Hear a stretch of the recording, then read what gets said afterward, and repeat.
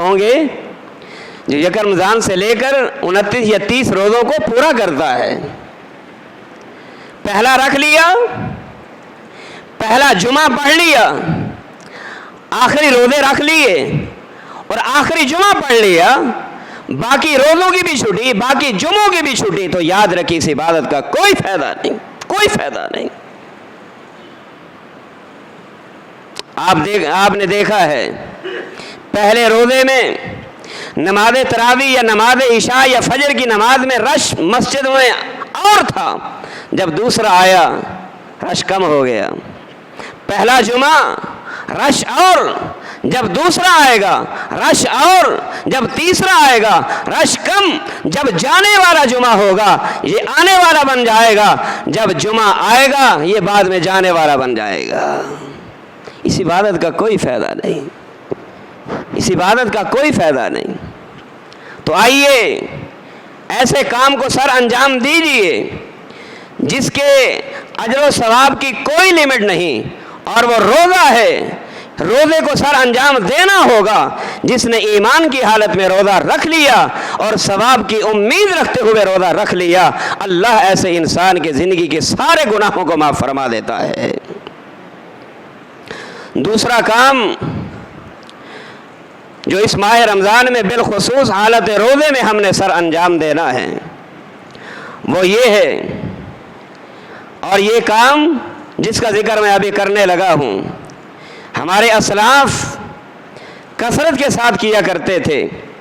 صحابہ کرام ہوں, تابعین ہوں, تبع تابعین ہوں, محدثین اعظام ہوں, ائمہ کرام ہوں, علماء کرام ہوں, مفسرین اعظام ہوں, ہمارے اسلاف اس کام کو بڑی محنت کے ساتھ اور بڑی توجہ کے ساتھ سر انجام دیا کرتے تھے. اور وہ کیا تھا کہ اذا صاموا جلسوا فی المسجد. اسلاف کا یہ طریقہ کار تھا, جب ماہ رمضان آتا سارے کام چھوڑ دیتے, سارے کام چھوڑ دیتے. جلسوا فی المسجد, بس ان کا اٹھنا ان کا بیٹھنا ہر وقت مسجد میں ہوتا تھا. وَأَقْبَلُوا عَلَىٰ تِلَاوَةِ الْقُرْآنِ, اور مسجد میں بیٹھ کے کیا کرتے تھے, وہ ہر وقت رب کے قرآن کو پڑھ کے رب کے قرآن کی تلاوت کیا کرتے تھے. اہم کام ہے. ماہ رمضان کا اور قرآن کا آپس میں بڑا گہرا تعلق ہے, بڑا گہرا تعلق ہے. یہی وجہ ہے کہ اللہ پاک نے اس ماہ مقدس کے اندر, اس ماہ رمضان کے اندر قرآن کا نزول فرمایا ہے. فرمایا شہر رمضان الذی انزل فیہ القرآن, شہر رمضان الذی انزل فیہ القرآن. مہینہ رمضان وہ ہے جس میں اللہ پاک نے قرآن مقدس کو نازل فرمایا. قرآن مقدس کو ماہ رمضان میں نازل فرما کے ماہ رمضان کے ساتھ قرآن کا ایک رشتہ اور تعلق قائم فرما دیا ہے.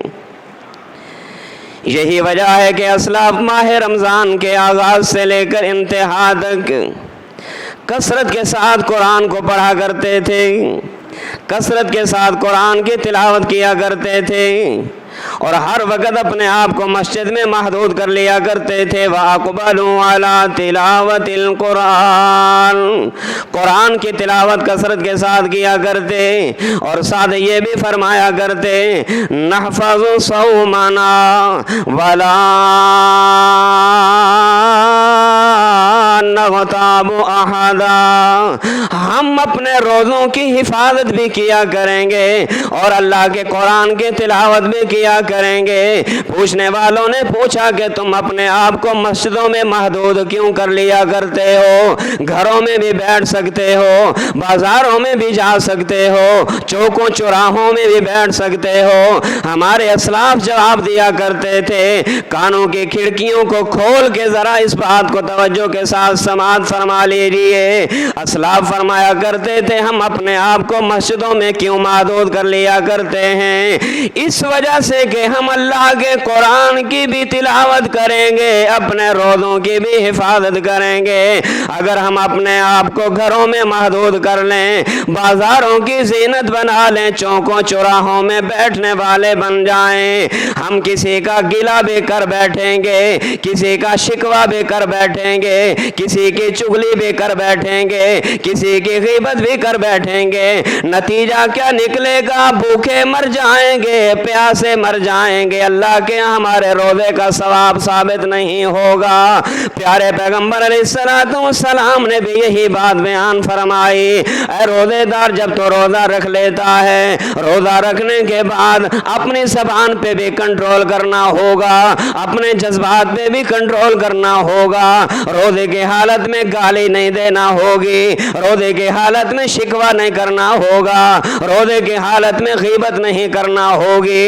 اگر بندہ روزہ رکھ کے غیبت نہیں چھوڑتا، اگر بندہ روزہ رکھ کے گلہ نہیں چھوڑتا، اگر بندہ روزہ رکھ کے شکوہ نہیں چھوڑتا، بندہ روزہ رکھ کے شکایت کا دامن نہیں چھوڑتا، پیارے پیغمبر صلی والسلام نے فرمایا من لم یدع قول الزور والعمل به فلیس للہ حاجۃ فی ان یدع طعامہ وشرابہ۔ روزہ رکھ کے اگر یہ کام بندہ نہیں چھوڑے گا، اللہ کو کوئی ضرورت نہیں کہ 24 گھنٹے کے لیے اپنے آپ کو کھانے سے دور رکھے، یا 17 یا 18 گھنٹے کے لیے اپنے آپ کو کھانے سے دور رکھے، پانی سے دور رکھے، نہ کھائے نہ پیے، بھوکا تو مر سکتا ہے، پیاسا تو مر سکتا ہے، لیکن روزے کا ثواب اس کو نہیں ملے گا، روزے کا ثواب نہیں ملے گا۔ امام بخاری رحمہ اللہ کے استاذ امام زہری رحمہ اللہ، ان کا مزاج تھا کیا؟ اذا دخل رمضان، جب ماہ رمضان آتا، ماہ رمضان کے آنے پہ امام زہری فرمایا کرتے تھے انما ہوا تلاوت القرآن۔ او لوگو، یہ ماہ رمضان نہیں بلکہ ماہ قرآن ہے، جتنا ہو سکے کثرت کے ساتھ رب کے قرآن کی تلاوت کیجئے، جتنا ہو سکے رب کے قرآن کی تلاوت کیجئے، رب کے قرآن کو پڑھتے جائیے، اللہ کے قرآن کی تلاوت کیجئے۔ اللہ کے قرآن کی تلاوت کرنا یہ بھی ثواب ہے، عام دنوں میں قرآن کی تلاوت کرو گے ایک حرف کے بدلے 10 نیکیاں ملیں گی، لیکن ماہ رمضان میں روزے کے حالت میں ماہ رمضان میں قرآن کی تلاوت کرو گے، بے حد و حساب اجر ملے گا، اس کی کوئی لمٹ نہیں ہوگی۔ سبحان اللہ، پڑھیے تو صحیح نا۔ آپ گاڑی ڈرائیو کر رہے، آپ کو جو صورتیں یاد ہیں زبانی پڑھتے جائیے۔ آپ سفر کر رہے، آپ کی گاڑی کوئی اور ڈرائیو کر رہا ہے، آپ فرنٹ سیٹ پہ بیٹھے ہیں، قرآن آپ کی گاڑی میں موجود ہو، آپ قرآن کھولیے، رب کے قرآن کی تلاوت کر لیجئے۔ یہ بھی محمد الرسول اللہ کی سنت ہے صلی اللہ علیہ وسلم کہ آپ سواری پہ بھی قرآن پڑھا کرتے تھے، یہ پیارے پیغمبر کی سنت ہے، آپ سواری پہ بھی قرآن کی تلاوت کیا کرتے تھے۔ اور امام زہری رحمہ اللہ جو امام بخاری کے استاد، وہ یہی کہا کرتے تھے کہ اب میں حدیث نہیں پڑھوں گا، حدیث نہیں پڑھاؤں گا، بلکہ اب میں رب کے قرآن کی تلاوت کروں گا۔ کیوں؟ اس لیے کہ ماہ مقدس کا آغاز ہو چکا ہے، اس لیے کہ ماہ قرآن کا آغاز ہو چکا ہے۔ اب ماہ قرآن میں، ماہ صیام میں، ماہ رمضان میں وہ احادیث کے پڑھنے پڑھانے کا سلسلہ منقطع کر کے وہ اپنے آپ کو مسجد تک محدود بھی کر لیا کرتے تھے، اور اپنے آپ کو رب کے قرآن کے قریب کر کے رب کے قرآن کی تلاوت کیا کرتے تھے۔ ہم ذرا سوچیں کہ آج تیسرا روزہ گزرنے والا ہے، ہم نے 3 پارے بھی پڑھے ہیں، ہم نے کتنے رکوع پڑھے ہیں، کتنے پارے پڑھ لیے، جبکہ 3 دن کے اندر قرآن کا قرآن کو مکمل کیا جا سکتا ہے، 3 دن کے اندر قرآن مکمل کیا جا سکتا ہے۔ ہر روز آپ 10 پارے پڑھیں، 3 دن کے اندر قرآن مکمل۔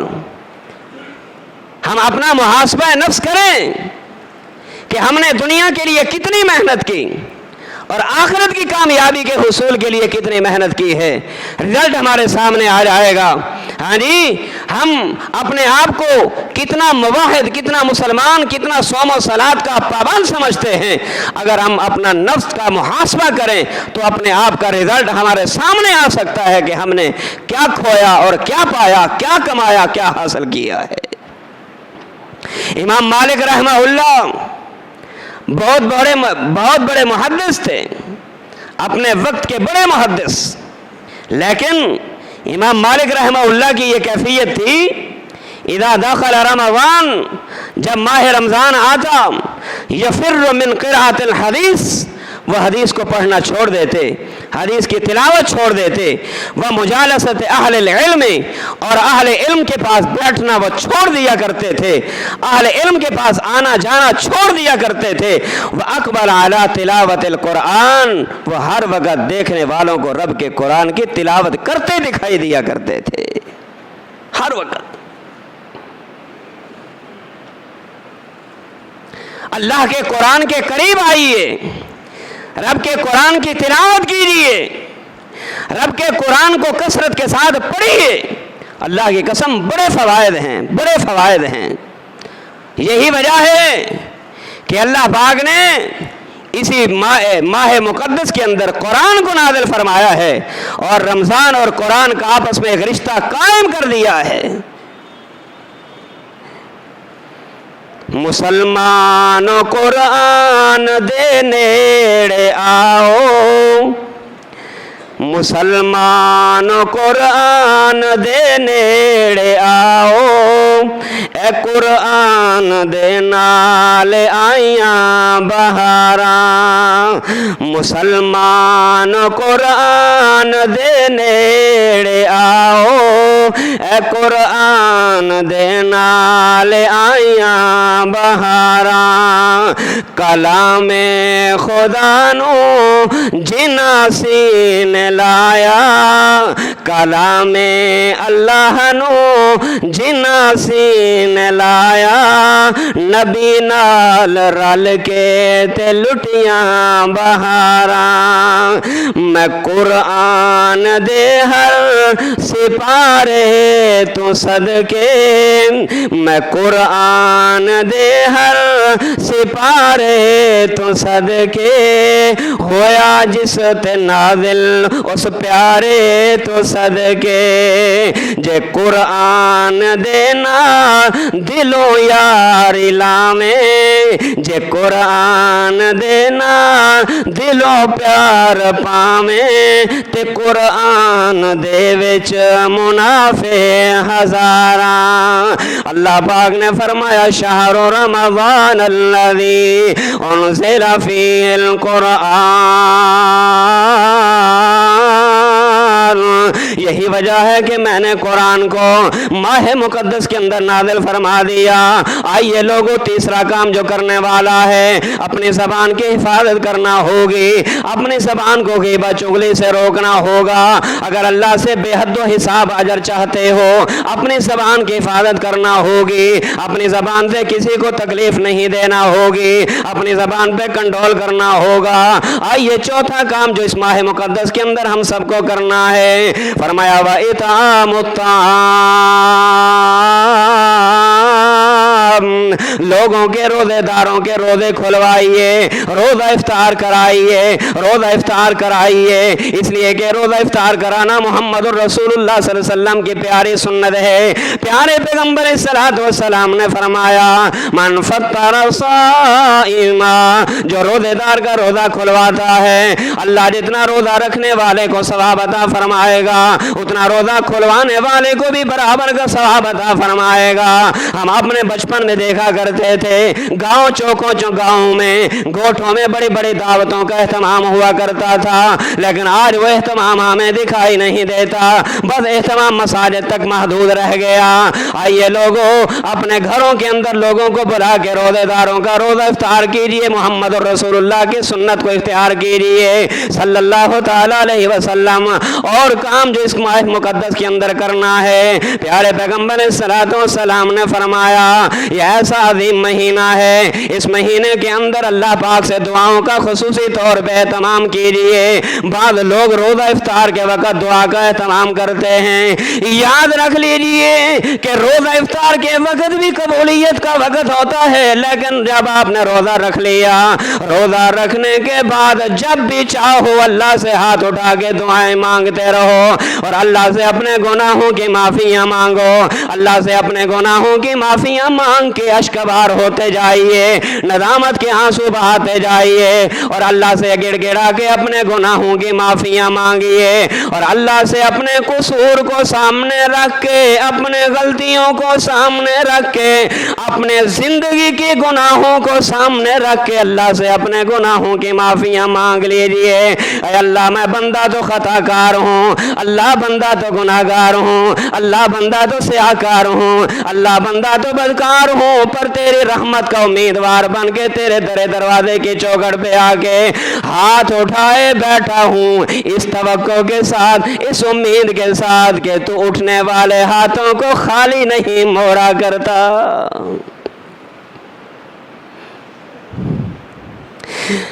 कर सारी खताएं माफ मेरी, दुआ कीजिए, कर सारी खताएं माफ मेरी, मैं तेरे दर पे आन झुका, कर सारी खताएं माफ मेरी, मैं तेरे दर पे आन झुका। इंसान खता का पुतला है, इंसान भटक भी जाता है, जब ठोकर उसको लगती है फिर तेरे ही दर पे आता है। अल्लाह पाक ऐलान फरमाता है, बंदे उदूनी अस्तजिब लकुम इन्नल्लज़ीना यस्तकबिरूना अन इबादती सयदखुलूना जहन्नमा दाखिरीन। हालत रोजे में दुआओं का एहतमाम कीजिए।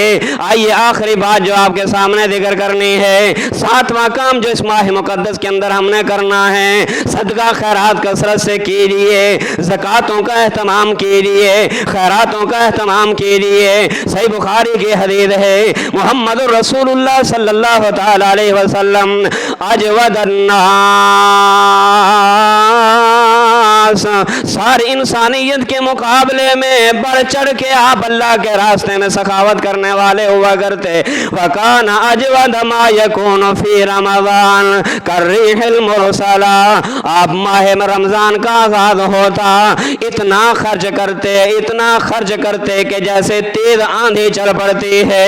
इससे अंदाजा लगाइए मोहम्मद रसूलुल्लाह सल्लल्लाहु अलैहि वसल्लम किस कदर सदका खैरात किया करते थे, किस कदर ज़कातों का एहतमाम हुआ करता था, किस कदर खैरातों का एहतमाम हुआ करता था। मेरे बताने का मकसद क्या है, 3 ऐसे काम हैं जिसका कोई जिसके अजर की कोई लिमिट नहीं, बेहद हिसाब अजर है। उनमें का एक रोज़ा भी है। माह रमज़ान में आप रोज़ा रखोगे बेहद हिसाब अजर मिलेगा, और अगर तुम माह रमज़ान के अंदर हालत रोज़े में कोई भी नेकी करोगे, जो भी नेकी करोगे, नमाज पढ़ोगे बेहद हिसाब, तिलावत करोगे बेहद हिसाब, ज़कात देगो बेहद हिसाब, और सदका खैरात करोगे बेहद हिसाब अजर मिलेगा। आइए फिर क्यों ना हो कि अपने आप को इसी चीज का मिस्ताक बनाते हुए ऐसे काम कर जाएं कि कल क़यामत वाले दिन अल्लाह बुला के अपने दस्ते मुबारक से रोजेदार को अजर अता फरमाए। अल्लाह हम सबको इन खुश नसीबों में शुमार फरमाए। अक़ूलु क़ौली हाज़ा व आख़िरु दअवाना अनिल हम्दुलिल्लाहि रब्बिल आलमीन।